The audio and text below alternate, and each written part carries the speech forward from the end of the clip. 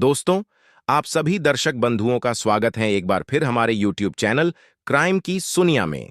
मित्रों, आज के इस वीडियो में मैं लेकर आया हूं रामायण से जुड़ी एक अद्भुत और रहस्यमयी पहेली। इस पहेली का अर्थ बड़ा ही विचित्र है और जितना यह सुनने में सरल लगती है, उतना ही गहराई लिए हुए है। पहेली कुछ इस प्रकार है। नारी संग नारी चली, ले नारी को साथ। जब नारी नर पर चढ़ी, दोनों जोड़े हाथ। अब जरा ध्यान दीजिए। नारी संग नारी चली, यानी एक स्त्री दूसरी स्त्री के साथ चलती है। ले नारी को साथ, वह अपने साथ एक और स्त्री को ले जाती है। फिर जब नारी नर पे चढ़ी, जब वह स्त्री किसी पुरुष पर चढ़ती है, दोनों जोड़े हाथ, तब दोनों हाथ जोड़ लेते हैं, खड़े होकर हाथ जोड़ते हैं। अब प्रश्न यह उठता है दोस्तों, वह कौन सी स्त्री है जो स्त्रियों के साथ चलती है? वह कौन सी नारी है जो दूसरी नारी को साथ लेकर जाती है? और वह कौन सी स्त्री है जो जब किसी नर पर चढ़ती है तो दोनों हाथ जोड़ लेते हैं? क्या आपने कभी सोचा इस रहस्य के पीछे क्या अर्थ छिपा है? तो चलिए दोस्तों, बढ़ते हैं आगे। प्रिय दर्शकों, बात उस समय की है जब मिथिला नरेश महाराज जनक की पुत्री, जो वास्तव में मां लक्ष्मी का अवतार थीं, इस धरती पर सीता के रूप में प्रकट हुई थीं। जनक नंदिनी सीता बचपन से ही अत्यंत गुणी, संस्कारी और तेजस्वी थीं। एक दिन की बात है जब सीता जी ने धनुष यज्ञ की भूमि को लीपने का कार्य संभाला। यह वही भूमि थी जहां पर भगवान शिव का धनुष पिनाक रखा हुआ था। यह कोई सामान्य धनुष नहीं था, बल्कि यह महर्षि दधीचि की हड्डी से बना हुआ था और शिव द्वारा प्रदत्त था। सीता जी जब उस भूमि को लीप रही थीं, तो वहां एक कुटिया थी और उस कुटिया में रखा था वह भारी भरकम शिव धनुष। लीपते लीपते जब सीता उस कुटिया के भीतर पहुंची, तो उन्होंने बिना किसी प्रयास के सहज भाव से एक हाथ से उस धनुष को उठा लिया और उसके नीचे की भूमि को लीपकर फिर उसी तरह से धनुष को रख भी दिया। यह सब देखकर वहीं पास में खड़ी माता सुनैना स्तब्ध रह गईं। उन्होंने तुरंत जाकर महाराज जनक को यह बात बताई। जब जनक स्वयं इस दृश्य को देखकर आए, तो वह भी आश्चर्यचकित रह गए।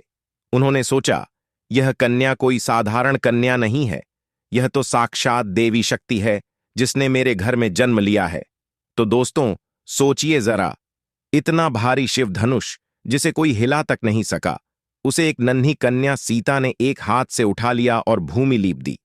यह कोई मामूली शक्ति नहीं थी, यह संकेत था कि कोई दिव्य शक्ति स्वयं जनक के घर अवतरित हुई है।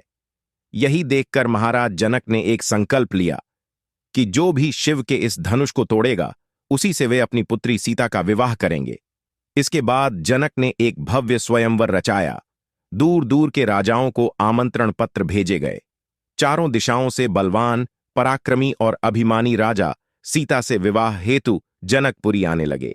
उधर जब जनक को पता चला कि अयोध्या नरेश दशरथ के पुत्र राम अपने गुरु विश्वामित्र के साथ फूलबाग में पधारे हैं, तो जनक ने स्वयं जाकर उनसे विनती की, हे मुनि, कृपया हमारे इस पावन स्वयंवर में पधारिए। विश्वामित्र राम और लक्ष्मण को लेकर स्वयंवर सभा में पहुंचे। सभा में पहले से असंख्य राजा उपस्थित थे। स्वयंवर आरंभ हुआ। घोषणा की गई, जो भी वीर इस शिव धनुष को तोड़ेगा, वही सीता का वरण कर सकेगा। राजा एक के बाद एक आते गए। सबने अपनी अपनी पूरी शक्ति झोंक दी, परंतु धनुष को तिल भर तक भी हिला नहीं सके। राजा जनक का मन दुख से भर गया। उन्होंने सोचा, हे प्रभु, क्या मैंने कोई भूल की है? क्या मेरी बेटी यूं ही कुंवारी रह जाएगी? जनक को लगा मानो उन्होंने कोई पाप कर दिया हो। उसी समय स्वयंवर में एक और बलशाली योद्धा उपस्थित था, लंका का राजा रावण। दशानन, ब्राह्मण पुत्र, महाविद्वान, पराक्रमी रावण। रावण भी धनुष को उठाने आया, पर जैसे ही उसने हाथ बढ़ाया, धनुष के नीचे उसकी उंगली दब गई। वो दर्द से तड़प उठा। किसी तरह उंगली बाहर निकाली, लेकिन धनुष हिलाना तो दूर, उसे छूने से भी भय खाने लगा। सभा में मौन छा गया। राजा जनक पश्चाताप की अग्नि में तपने लगे। उन्होंने सभा में कह दिया, काश मुझे पहले पता होता कि पृथ्वी वीरों से खाली है, तो मैं ऐसा संकल्प कभी न करता। यह बात सुनकर लक्ष्मण क्रोधित हो उठे।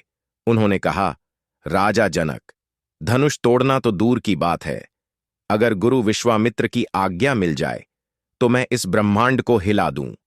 परंतु गुरु विश्वामित्र ने लक्ष्मण को शांत किया और राम की ओर देखा। फिर बोले, राम, अब समय आ गया है। जनक के हृदय की पीड़ा को शांति दो। यह शिव धनुष तुम्हारे ही स्पर्श की प्रतीक्षा कर रहा है। जाओ और इस संकल्प को पूर्ण करो, यह मेरा आदेश है। गुरु विश्वामित्र की आज्ञा के बाद जब श्री राम शिव धनुष की ओर बढ़े तो सभा में बैठे अनेक राजागण, वीर योद्धा उन पर हंसने लगे। मजाक उड़ाते हुए बोले, अब चिड़ियां चली है पहाड़ उठाने। ये बालक ये शिव धनुष तोड़ेगा। जब हमसे न हुआ तो इसका क्या सामर्थ्य। लेकिन राम ने किसी की ओर देखा भी नहीं। शांत, गंभीर, सौम्य भाव से ध्यान से जाकर धनुष के चरणों को स्पर्श किया और फिर धनुष को उठा लिया। संपूर्ण सभा स्तब्ध रह गई। राम ने प्रत्यंचा चढ़ाई और जैसे ही खींचा, धनुष टन से टूट गया। उसी क्षण राजा जनक के चेहरे पर खुशी की लहर दौड़ गई। माता सुनैना का हृदय आनंद से भर उठा। सभा में उपस्थित सारे राजाओं की गर्दनें शर्म से झुक गईं। जिन्होंने अभी तक केवल अपना बल देखा था, आज उन्होंने धैर्य, भक्ति और दिव्यता की शक्ति देखी। अब उधर जनक नंदिनी सीता वरमाला लेकर अपनी सहेलियों के साथ राम की ओर बढ़ीं। और मित्रों, ठीक यहीं पर मिलता है इस रहस्यमयी पहेली का उत्तर। अब ध्यान दीजिए। नारी संग नारी चली। यहां सीता जी अपनी सहेलियों, नारियों के साथ चल रही हैं। ले नारी को साथ, सीता जी अपने साथ वरमाला को लेकर चल रही हैं। यहां वरमाला को नारी का प्रतीक माना गया है। जब नारी नर पे चढ़ी, जब सीता जी ने वह माला, नारी रूप, प्रभु श्री राम के गले में डाली, तब वह नारी नर पर चढ़ गई। दोनों जोड़े हाथ। उस पवित्र क्षण में राम ने अपने गुरु विश्वामित्र की ओर हाथ जोड़ ली और सीता जी ने राम की ओर हाथ जोड़ ली। क्या अद्भुत दृश्य था वह। और मित्रों, आज भी जब विवाह में वरमाला होती है तो यही दृश्य दोहराया जाता है। आज भी दुल्हन अपने होने वाले पति को माला पहनाती है और दोनों हाथ जोड़ते हैं। तो इस पहेली का अर्थ पौराणिक भी है और आधुनिक विवाह परंपरा में भी इसका रूप मिलता है।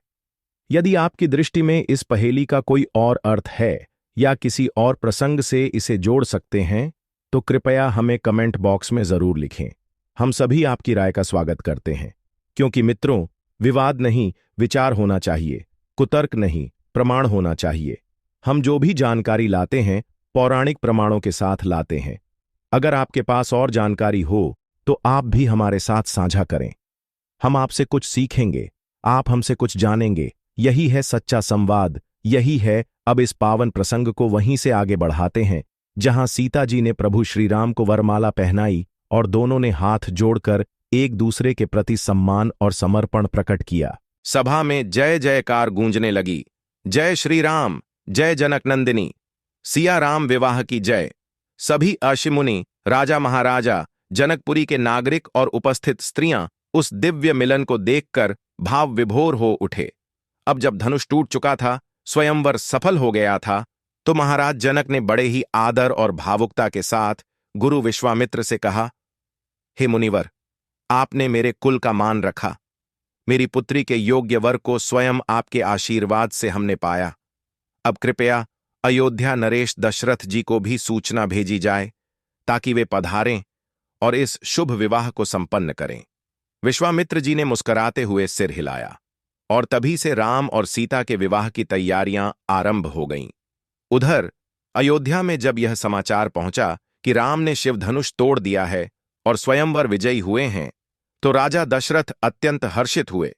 उन्होंने तत्काल विवाह में सम्मिलित होने के लिए अपने पूरे राज परिवार के साथ जनकपुरी की यात्रा शुरू कर दी। दोस्तों, अब वह समय आने वाला था जिसका इंतजार केवल जनकपुरी को ही नहीं, पूरे संसार को था। सिया राम का विवाह। जनकपुरी सजा दी गई, दीप जल उठे, पुष्पों से द्वारों की छतें ढंक गईं, शंखनाद, वेद मंत्र, मंगल गान गूंजने लगे। और फिर आया वह पावन दिन जब श्री राम और सीता का वैदिक रीति से विवाह संपन्न हुआ। सीता जी ने राम के चरणों में अपना सर्वस्व अर्पण किया और राम ने सीता को जीवन की संगिनी बनाकर धर्म, प्रेम और मर्यादा की गाथा लिखनी प्रारंभ की। यह केवल विवाह नहीं था, यह था दो आत्माओं का मिलन, धर्म और करुणा का संगम, मर्यादा और ममता का एक पवित्र संकल्प। तो मित्रों, इस पौराणिक विवाह प्रसंग में केवल रस्में नहीं थीं, बल्कि प्रत्येक क्रिया, प्रत्येक भावना, गूढ़ अर्थ और शिक्षाएं समेटे हुए थीं। अगर आप चाहें तो अगली कड़ी में हम आपको बताएंगे राम सीता विवाह के पीछे छिपे गहरे आध्यात्मिक रहस्य और समाज के लिए मिलने वाले प्रेरणा स्रोत। तो बने रहिए हमारे साथ। और अगर आपने अभी तक चैनल सब्सक्राइब नहीं किया तो जरूर कर लें, ताकि अगला भाग आपसे छूट न जाए। जय सिया राम, जय श्री राम। धन्यवाद।